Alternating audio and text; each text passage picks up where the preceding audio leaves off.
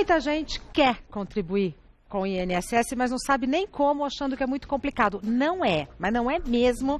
Tudo bem, lindeza? Tudo bom. Mas como você tá linda com esse colar. Olha, gente, que bonequinha. Escuta, Patrícia, não é complicado, mas a gente tem que saber como fazer essa contribuição. Com certeza. Aliás, é uma das coisas mais importantes, é saber contribuir, como contribuir. Por quê? Porque se você contribuir errado hoje, então, pode gerar problemas lá na frente e você não conseguir o seu benefício. Então, saber como contribuir, de que forma, valores, tudo, é essencial para que você tenha futuramente um benefício garantido, né? Quer dizer, não é complicado. Não é complicado. Mas tem que fazer certinho. Tem que fazer bem certinho. Tá, e é isso que a Patrícia Evangelista vai explicar pra gente. Vamos começar com perguntas dos nossos telespectadores e telespectadoras? Luiz Carlos, existe uma idade mínima para começar a contribuir para o INSS? Existe sim. Você só pode começar a contribuir a partir dos 16 anos, para o autônomo e para o facultativo. Agora, existe uma exceção, que é o aprendiz, que pode contribuir a partir dos 14. Porém, o aprendiz, ele está como se fosse registro em carteira. Então, é por isso que ele tem essa diferenciação. Então, a regra geral é 16 anos, salvo na condição de aprendiz aos 14. Agora, se eu vou pagar como autônomo, como facultativo, que é o estudante, por exemplo, eu já posso começar a recolher a partir dos 16 anos de idade. Então, por exemplo, eu tenho uma filha, eu tenho um filho que está com 16 anos. Eu posso começar a recolher? Pode, é só, se essa pessoa ainda não tiver, né, ainda o número de PIS, Isso. é só fazer uma inscrição no INSS, vai receber um númerozinho e todo mês vai fazendo o recolhimento no carnê mês a mês, sobre o valor do mínimo, eu aconselho, porque como vai estar iniciando a contribuição para o INSS, nessas condições eu aconselho a pagar sobre o valor do salário mínimo. Perfeito. Próxima pergunta. Quem manda é a Kátia. Estou desempregada há 2 meses, recebendo seguro-desemprego. Posso recolher nesta condição o INSS?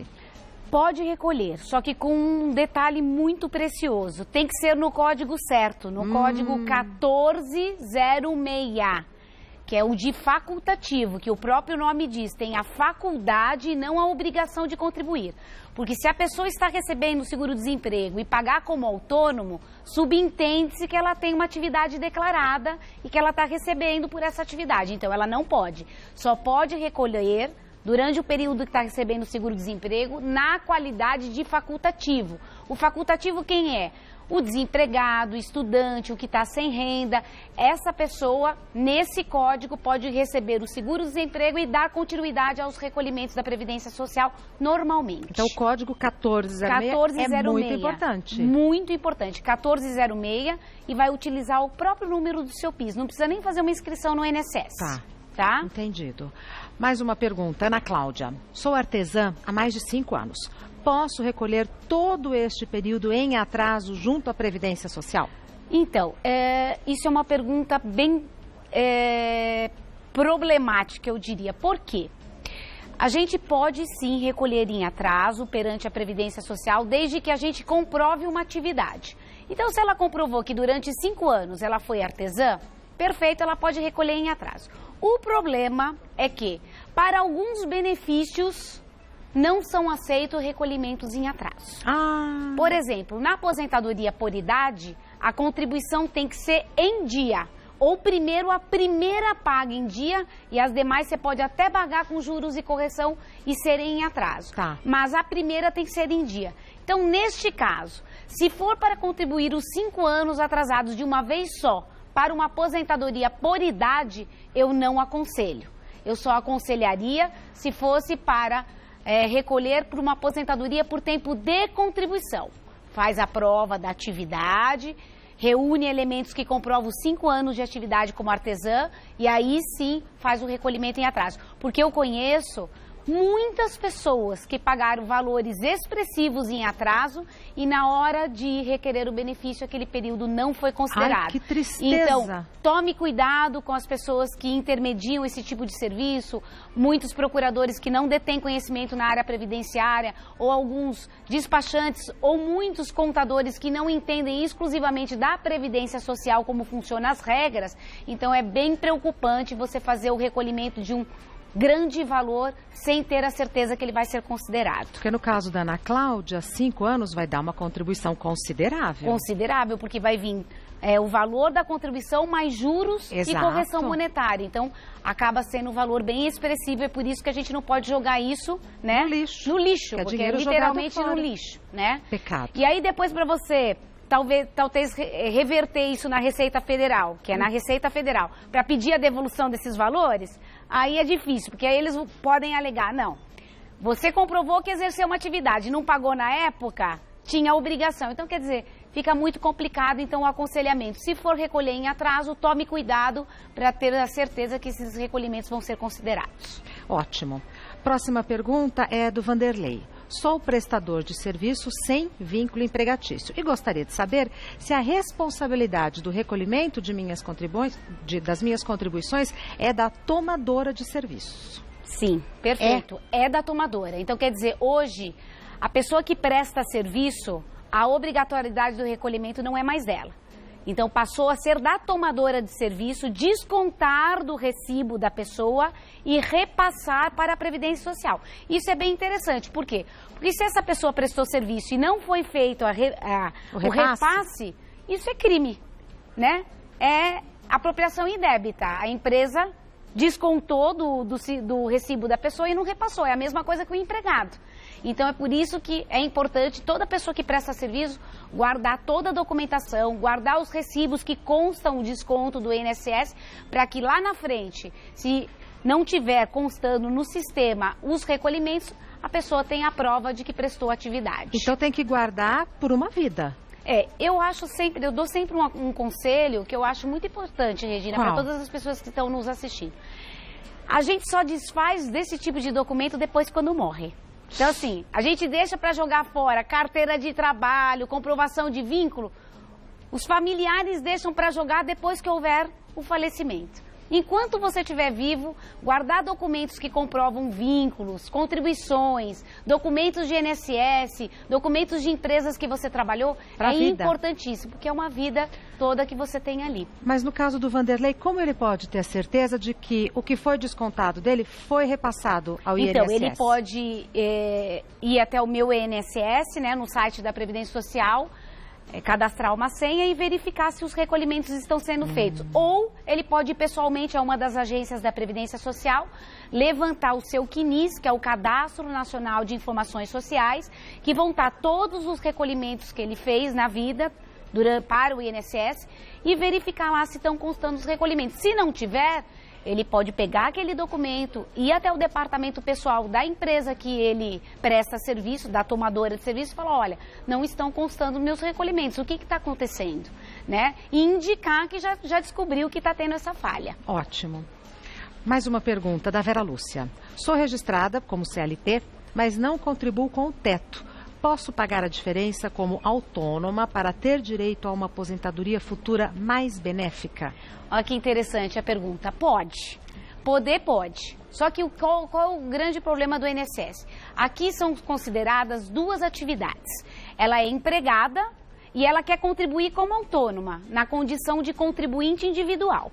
E aí o que acontece? Na hora de calcular a aposentadoria, o INSS não soma os valores. Ele não pega o valor do salário, junto com o valor que ela contribuiu, soma e calcula o benefício. Ele vai fazer o seguinte, ele vai calcular a atividade principal de empregada e o quanto ela contribuiu na condição de autônoma, para complementar essa renda. Se ela tiver o mesmo período contribuído como empregada e como autônoma, aí os valores são somados. Se não, é uma atividade principal e uma atividade secundária. Então, nem sempre é bom a pessoa recolher fazendo a complementação se não for por um longo período. Então, não adianta nada. Então, ou você contribui sempre nas duas fontes, ou só contribui em uma, porque senão não vai ter diferença. E essa maneira do INSS calcular é benéfico ao trabalhador ou não? Não, não é benéfico, porque na verdade ele não soma os recolhimentos, né? Ele só soma os recolhimentos quando é a mesma atividade. Então, por exemplo, eu trabalho em duas empresas. Vamos supor que eu sou uma enfermeira, que é muito comum ter duas atividades, né? Então, eu trabalho no hospital e em outro hospital. Como é a mesma categoria profissional, aí o salário é somado, na hora do cálculo do benefício. Mas se eu sou enfermeira e cuidadora E é cuidadora numa empresa, numa casa, particular. num particular que eu presto serviço 2 vezes por semana, eu não tenho vínculo empregatício. Se eu fizer o recolhimento ali, não vai ser somado os valores, vai ser considerado atividade principal, atividade secundária e fazer uma média sobre o que você contribuiu em cada uma. Agora, se eu trabalhar como empregada e a vida inteira também fizer o recolhimento da complementação como autônoma, aí sim vai dar uma diferença na hora de calcular o benefício. Então, essas informações são muito preciosas. Porque as pessoas não sabem disso e muitas vezes elas contribuem achando que vão ter direito a um benefício muito maior lá na frente e, na verdade, não. E é tão difícil ganhar dinheiro, né? Tão suado pra gente pagar e depois não ter o benefício de volta. Com certeza. Temos mais perguntas? Peço que você me espere um minutinho. Claro. Vamos continuar com as perguntas sobre contribuição para o INSS. Como contribuir para o INSS, né? Para não jogar dinheiro no lixo, né, Patrícia Evangelista? Que ninguém merece trabalhar para não ter o benefício de volta. Quem pergunta é a Cris. Parei de trabalhar há 20 anos. Não fiz mais o recolhimento do INSS. Posso começar a recolher agora? Pode. Você pode voltar a recolher quando você quiser. Mas vale a pena? Então, dependendo da idade que a pessoa tem, ainda vale a pena. Qual idade que vale a pena? Olha, até uns 40 e poucos anos ainda vale a pena. Por quê? Porque você volta a contribuir, às vezes, muitas vezes você não vai ter direito a uma aposentadoria por tempo de contribuição, mas você está assegurado se você ficar doente, você pode ter direito a um auxílio-doença, uma aposentadoria por invalidez se ficar inválido, ter direito talvez a uma aposentadoria por idade aos 60 anos, com 15 anos contribuídos. Então, nem sempre é tarde para contribuir. A gente não indica muito quando a pessoa já tiver com uma idade muito avançada e quando não tenha feito nenhum tipo de recolhimento. Mas para aquela pessoa, que é muito comum, trabalhou, parou, por exemplo, o caso das mulheres que é comum, param de trabalhar quando tem filhos, depois retoma depois de um longo período retoma a atividade laborativa. É aconselhável do mesmo jeito. Tá bom? Mais uma pergunta da Leide. Pago o INSS há 2 anos como autônoma e agora estou com um contrato temporário na educação do Estado e estou grávida. Quero saber se tenho direito a receber o salário maternidade maior, pois pago o INSS nos 2 casos que vem descontando na folha. Então, na verdade, aqui vai ser feito proporcionalmente o salário maternidade porque ela teve 2 atividades. Ela está dizendo que ela pagou como autônoma e agora ela está no contrato temporário. Então, vai ser considerado uma parte do trabalho temporário e uma parte como autônoma. Aí vai ser feita uma média dos valores e aí o salário maternidade vai ser sobre essa média. Que não dá para saber se vai ser não dá para saber maior ou menor. Porque eu não sei como foram os recolhimentos dela como autônoma, né? Perfeito. Se como autônoma foram menores do que o trabalho temporário que ela está exercendo, pode ser que ela pegue a média. Ou até tenha um pouquinho de diminuição do valor do contrato, porque teve um período que foi contribuído como autônoma. Exato. Mais uma pergunta. Vilma, faltam 2 anos para eu me aposentar por idade, pois tenho 13 anos contribuídos. Existe a possibilidade de eu antecipar essas contribuições? Não existe. Não existe. Não, porque a gente não pode pagar antecipadamente o INSS, porque o INSS é mensal e securitário. Se o INSS permite você antecipar pagamento, o que ele está fazendo? Ele está deixando de ser uma previdência social para se tornar uma poupança meio que forçada. Então, essa possibilidade inexiste. O recolhimento é sempre mensal, sempre na data do vencimento e a gente sempre paga neste mês a referência do mês anterior. Então, a gente sempre paga o mês vencido no INSS. Não tem possibilidade de antecipar nenhum tipo de pagamento. O que você pode fazer é recolher em atraso quando houver essa possibilidade. Tá. Tem uma data para o vencimento? Jamais. Sempre até o 15º dia útil. De cada mês, então varia. Então, varia. Então, assim, se, por exemplo, esse mês mesmo, né? O dia 15 foi no domingo. Aí, o primeiro dia útil subsequente. Tá. Né? Mais uma pergunta do Paulo. Faço minhas contribuições na alíquota de 11% há aproximadamente 10 anos. É verdade que só tenho direito a me aposentar por idade? Verdade absoluta. O que acontece? Vamos fazer uma explicação que é muito importante de maneira bem resumida. A Previdência Social, ela tem 2 tipos de regime hoje. O regime geral de Previdência Social, que é aqueles segurados comuns que pagam 20%, tudo direitinho. tem direito a qualquer tipo de benefício, o valor do benefício é uma média do que a pessoa contribuiu. Mas aí o governo começou a pensar e verificou que tinha muita gente que estava na informalidade, que não estava contribuindo, que não tinha condições. E aí o que ele fez? Trouxe essas pessoas, criou um regime chamado simplificado, possibilitando, ao invés de pagar os 20%, pagar 11%. Porém, se você paga 11%, você só tem direito a auxílio-doença, aposentadoria por invalidez ou aposentadoria por idade. Todos no valor do salário mínimo vigente. Então, eu te permito pagar 11%, um percentual a menos. Porém, o seu benefício será limitado ao valor do salário mínimo vigente e você vai ter direito a determinados benefícios, não todo o rol de benefícios como os demais segurados têm. Agora, Patrícia, eu tenho um amigo que eu sempre paguei o INSS, ele sempre me criticou, que ele fala, não vale a pena. Guarda esse dinheiro, põe na poupança, que quando você precisar vai ser mais fácil e você vai ter mais dinheiro do que colocando no INSS. Faz sentido esse raciocínio? Nem sempre. Vou dizer o seguinte, a Previdência Social no Brasil é a menina dos olhos do governo. Ainda é uma instituição séria, apesar de todos os problemas que a Previdência Social tem no Brasil. Ela é uma instituição séria, garantidora de benefícios, que vem pagando corretamente o valor dos benefícios. Não estou dizendo que se está justo o valor ou não, mas sim, naquilo que se determina a pagar, aquilo que está determinado na lei, geralmente eles têm honrado. É comprovado, tá? Que se você efetuar recolhimentos bons durante um grande período para a Previdência Social, é mais vantajoso do que um benefício, inclusive numa instituição privada, numa previdência privada. Então, nem sempre você fazer o recolhimento, você está jogando dinheiro fora. O que eu acho interessante é o seguinte, contribui para a Previdência Social para ter uma garantia, no mínimo, de subsistência. E faz o seu complemento de renda através de uma previdência privada, na qual você escolha a melhor previdência que cabe no seu bolso. Sim. E que a melhor se adequa à sua idade, à sua situação financeira. E aí você faz um complemento da renda através da previdência privada. Então, você falou que vale a pena contribuir com um bom valor? Você usou... Sim. Então, pagar pelo mínimo não é uma boa alternativa. É só ter a garantia de que se você fizer esse recolhimento, quando você tiver o benefício concedido, também vai ser sobre o mínimo. Perfeito. Tá? Mais uma pergunta. Murilo, fiz uma inscrição como autônomo no INSS no ano de 1993 e não dei baixa. Posso efetuar recolhimentos em atraso nos períodos nos quais não verti recolhimento? Não só pode, como deve, tá? Então, assim, se a pessoa fez uma inscrição como autônomo, não deu baixa, subentende-se que você tem aquela atividade declarada.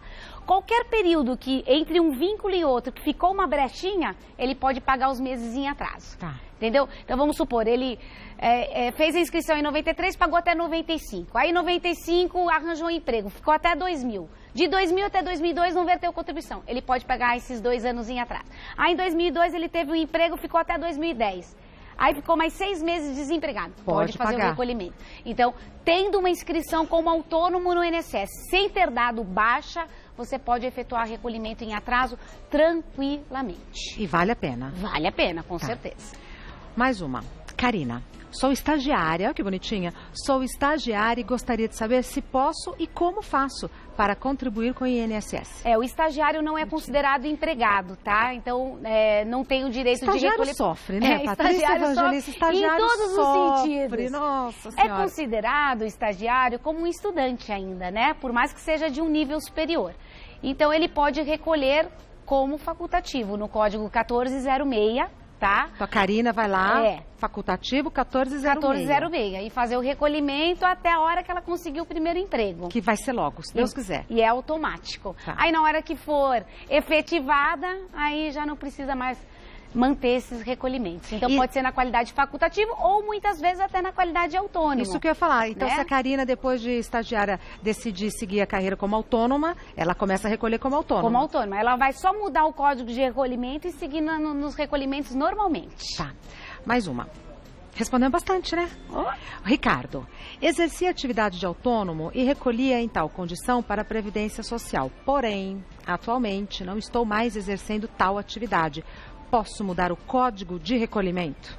Pode, normal. Hoje a Previdência Social, desde que você faça o recolhimento correto, você pode mudar o código certinho, não tem problema nenhum, porque vai considerar o que já tinha contribuído como autônomo e o que você vai mudar agora. Não vão te perder ali. A Previdência não vai, ela não, praticamente de um tempo para cá, não é mais obrigatório você fazer uma inscrição para cada situação. Você pode usar o mesmo número de inscrição e somente mudar o seu código de pagamento. Então, é totalmente permissivo. Se ele não está mais exercendo atividade autônoma, se ele está sem atividade remunerativa, basta mudar o código de 1007 para 1406. Então, o autônomo é 1007 e o de facultativo é 1406 como desempregado. É só mudar o código de recolhimento, continuar no mesmo número de inscrição e fazer o seu recolhimento normalmente. Não tem nenhum prejuízo. Bom, vale a pena, então, contribuir com a Previdência. Isso é a lição que fica. Porque ainda vale. A gente ouve notícia, muita gente fala. A gente vê muita coisa, muita gente que fala também. Mas a gente tem que considerar o seguinte, ó. Por que é uma instituição séria? Não é porque eu trabalho na área previdenciária que eu estou falando isso de jeito nenhum, né?